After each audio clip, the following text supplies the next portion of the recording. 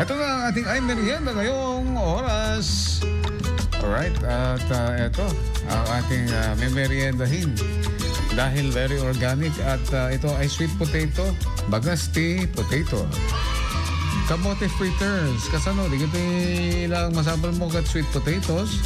Brown sugar, 3/4 cup at saka 3 cups ng all-purpose flour at 1 cup ng water and then corn oil kung meron. O kaya yung palm oil na lang. Ayun.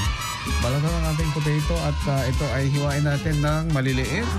I-mix natin ng brown sugar and flour with water and haluin mabuti. Imekos-mekos mo na yan inside. Coat sweet potato or kamote with sugar and flour mixture. At yan, i-flat mo na siya at i-prito natin. Deep fry until the golden brown. Very crunchy. Sarap naman. Okay na to. Ayan na po ang ating sweet potato. Kamote sa ating merienda.